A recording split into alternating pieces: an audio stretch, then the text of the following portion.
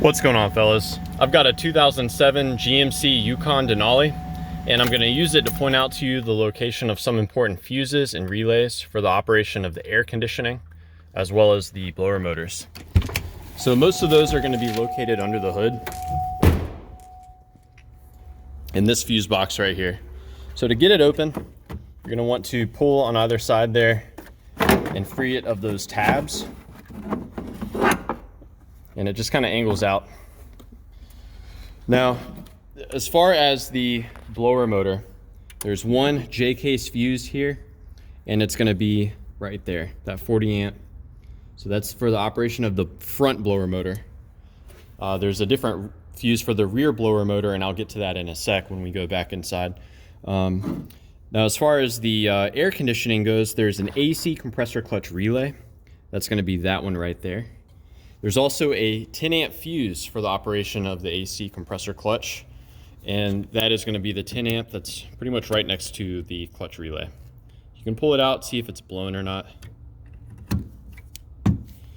Now, if you suspect that this relay is bad, you can swap it with your fog lamp relay as a troubleshooting step. Now, in order for the air conditioning to work well, you've got to have both cooling fans on the front coming on, getting powered on. There's 3 relays and 2 fuses for you to check in that regard. That's going to be your high speed relay, your low speed fan relay, and that's the fan control relay. And these 2 40 amp J-case fuses are the fuses for those fans up there. Now, there are also 2 10 amp fuses that help provide power to the ignition, or via the ignition switch to the actual AC computer that you interact with. Those are going to be these 2 10 amp fuses right here. This one and that one right there. Now, I mentioned there's another fuse for the rear blower motor. I'll show you where you can find that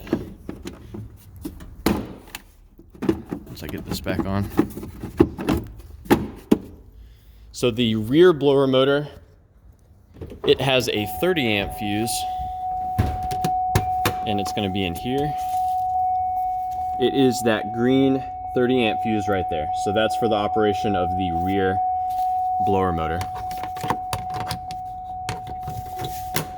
So those are some fuses and relays for you to check. As far as the air conditioning itself goes, you've definitely got to check the level of refrigerant in the system. If the system is too low, then it just won't even come on. In order to protect itself, it uses a safety feature like that. This switch has a role to play as well. This is a pressure switch, and what you can do as a troubleshooting step is you can disconnect it, and you can use a paper clip to connect these 2 together to bypass the switch.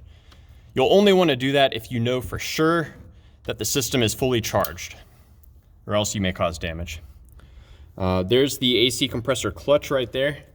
And if the clutch is engaging, then you'll see the front of it turning with the back of it.